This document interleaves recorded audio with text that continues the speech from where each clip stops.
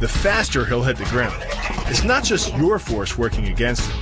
His acceleration due to gravity can mean his head hits the ground with a 3,500-pound impact. On a hard surface like concrete, this is more than enough to cause a serious brain injury. First, the opponent's arm works as a lever to optimize your control. Second, your own back serves as a pivot point for the throw. The strength and stability of your back allows you to throw a much heavier opponent than in a move that requires you to lift him. This move uses your opponent's arm as a lever working against him. The greater the torque on his shoulder, the greater the pain inflicted. And exceeding the joint's normal range of motion causes more than just pain. The soft tissue, muscles, and the bone can all be seriously damaged by this pressure. The goal of this lock is to stretch the tendons at the top of the foot to the breaking point. The strongest tendons have a tensile force threshold of just over 400 pounds. Applying any more pressure than that can tear the tendons from their base or snap them in two. Because you don't have time to cock your arm in a surprise attack, bursting's effectiveness doesn't come from the rotational power of the torso. Instead, it's driven by the legs, which hurl you forward into your opponent. Both the block and the strike land with 300 pounds of force, more than enough to collapse the windpipe or fracture the delicate bones of the face. Doing the 360 defense requires you keep your body in motion at all times, using your arms to defend different angles of attack.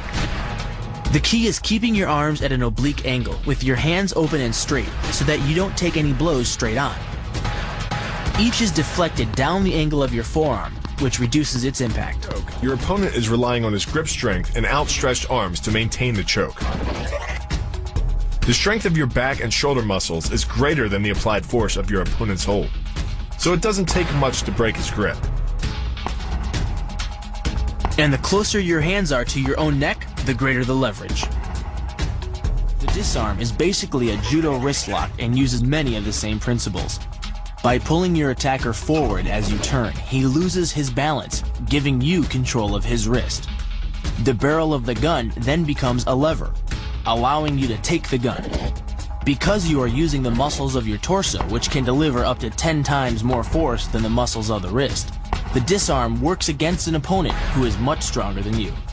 An elbow strike from another martial art, Muay Thai.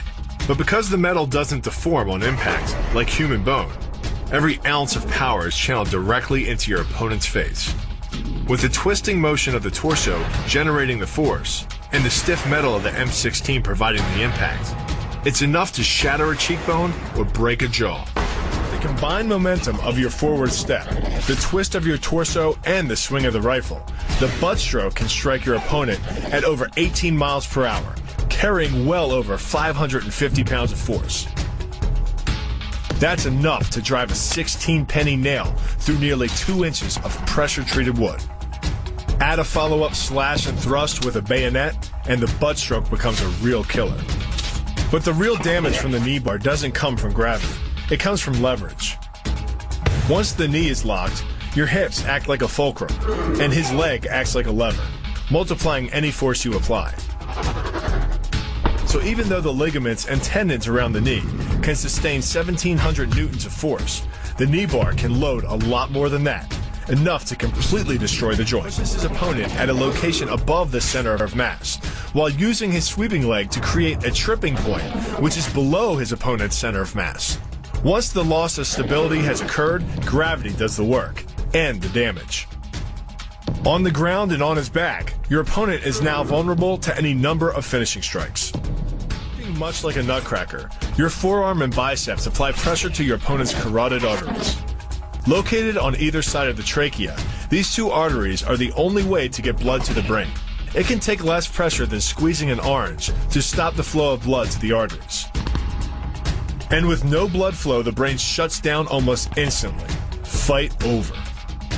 Control of your opponent's leg, you turn his hip into a pivot point. And there are two forces being imparted about the pivot point, one by the arm above and one by the sweep below.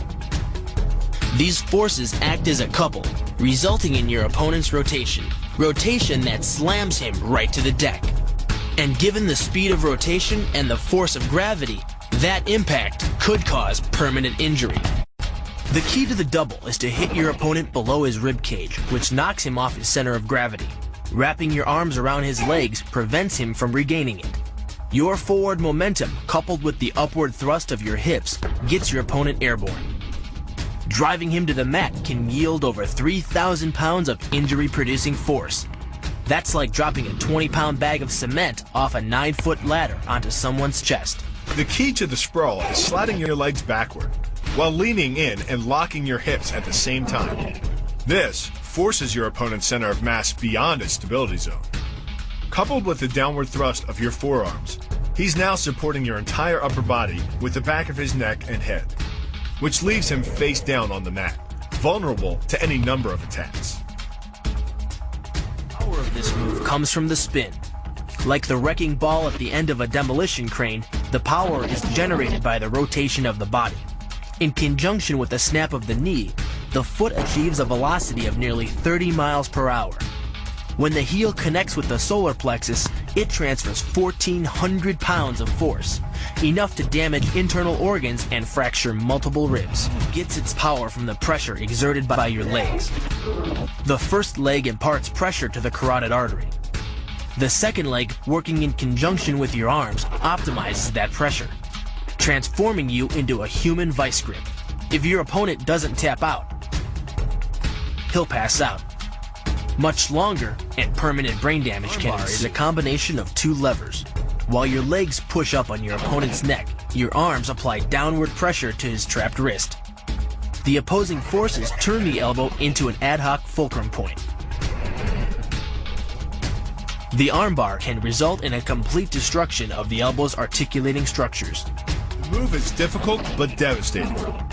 There's no opposing object to push against, so all the energy of the move must come from the momentum of the leap and the acceleration of the kick. The snapping motion of the lower leg functions much like a coiled spring. When unleashed, the kick reaches impact speeds of 20 miles per hour and delivers up to 400 pounds of force to the opponent's chest. The key to this synergy of speed and power is punch technique, punch location, and punch frequency. With your elbows tucked in behind your fist, the energy of each punch is maximized. And because the punch is delivered to your opponent's core along a center line, the more directly that force is transmitted to his body. The effect is similar to that of continually slamming a battering ram against a door. No matter how strong, it can only sustain so many blows before it collapses. This kick is all about speed. The further the foot travels, the greater its acceleration, and the more dangerous a weapon it becomes. Powered by the muscles of the hip flexor and the quadriceps, by the time your foot reaches your opponent's throat, it's traveling nearly 40 miles per hour.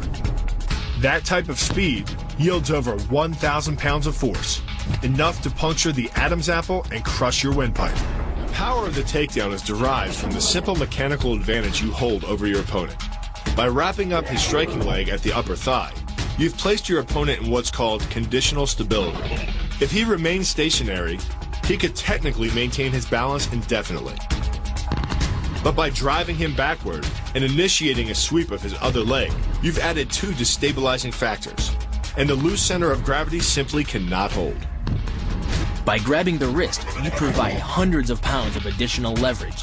This reduces your opponent's ground weight by half and allows you to more easily knock your opponent off balance.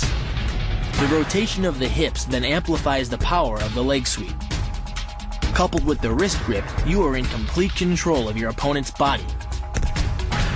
Leaning back slightly and driving the knee up utilizes the full power of the thigh, and the foot accelerates up to 16 miles an hour in just 1/4 of a second.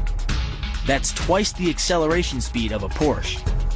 Coupled with the rotation of the hips, the kick can impart 450 pounds of force upon impact with the ribs. When executed perfectly, it's a motion similar to cracking a 2x4 with a sledgehammer.